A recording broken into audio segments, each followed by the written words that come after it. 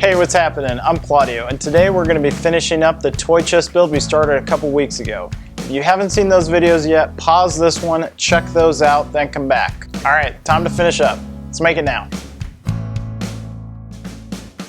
Now that the panels were built, I had to sand them smooth. Putting an old yoga mat underneath keeps them from moving around.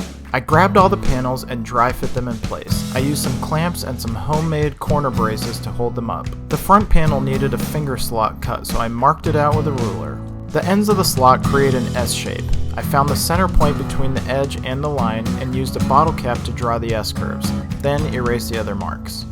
I took the whole panel to the bandsaw and cut as close as I could to the line. I didn't want to touch it since I could sand to it after. Using a wood rasp and some sandpaper, I brought the slot down until my line disappeared. I took the panel back and clamped it with the rest of the walls. I'd be using dowels to connect the panels, but I didn't have a doweling jig, so I had to make one. I started by cutting a piece of oak down to size on the miter saw. Then I marked and cut a piece of plywood to the same length. I used some glue and brad nails to connect the two pieces, then cleaned up the glue. I figured out the dimensions of my dowels, then measured and marked them on the block of oak. I used a pick to mark the holes and then drilled them out on the drill press. I could now line up the jig and drill some holes with the same bit I used to make the jig. I repeated the process for the top and bottom of each leg. It was time to add glue, so I pulled the front panel out and glued both sides. I added some extra glue in the holes and then pounded in the dowels. Once the front was done, I repeated the process on the back. I added lots of clamps and let it sit for several hours.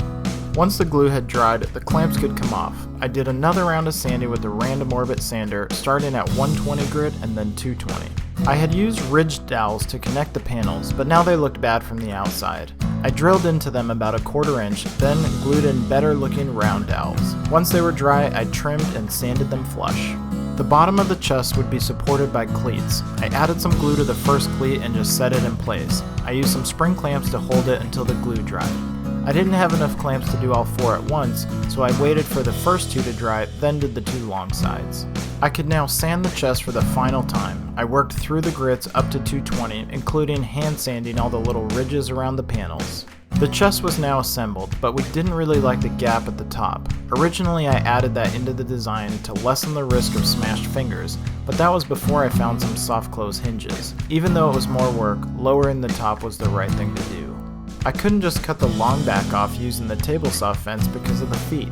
I grabbed a straight piece of plywood and clamped it to the chest. The plywood could now ride flat along the fence. I made a few passes until it was flush. The legs were easier to cut off using a handsaw. The top would open and close using a piano hinge. I measured out the length and cut it over on the vise using a hacksaw, then smoothed out the edges with a metal file. The top would look something like this. The hinge was really stiff, so I added a little oil and it loosened right up.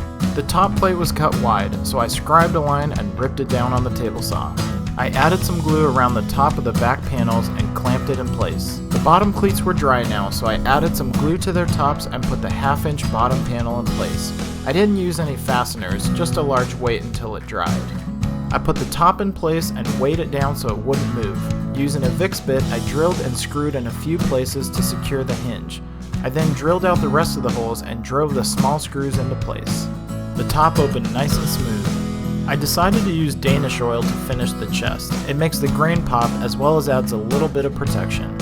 You can see how the oil brings out the rich color of this red oak. The oil is really easy to apply. Just wipe it on with a cotton cloth, let it soak in for a few minutes, and then wipe off any excess.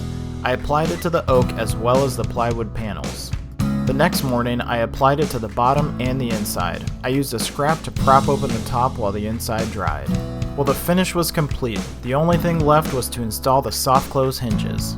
The hinges were a little complicated. I mocked up a test piece to make sure I wouldn't mess up the chest figuring them out. The problem was that on the chest I had less than 2 inches to mount the hinge on the back rail. After a ton of trial and error, I pulled off the hinge and measured out exactly where the screw holes were. I transferred those marks onto the actual chest. I could now use a center punch, then drill tiny holes, making sure not to blow through to the other side.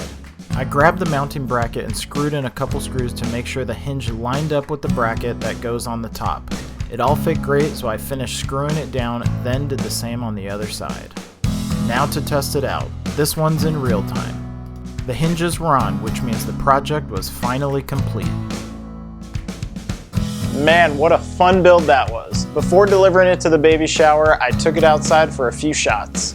I'm really happy with how it turned out, and my brother and sister-in-law loved it. The finish really shines on the light, and I think the oak and Baltic birch plywood complement each other well. The hinges don't close as well as I wanted them to, but it still doesn't smash any fingers. The hinges would have worked a little better if I was able to mount them a little farther forward. That would have reduced the weight that they would have had to slow down. Again, if you haven't seen the first two videos, you can check them out right here. Plans will be available on my website. Please subscribe to my YouTube channel so you won't miss any of my upcoming projects. If you like this video, please hit the thumbs up button. You can follow me on social media at Make It Now Channel, and you can find me on my website at makeitnow.tv. Thanks for watching, and I'll see you next time.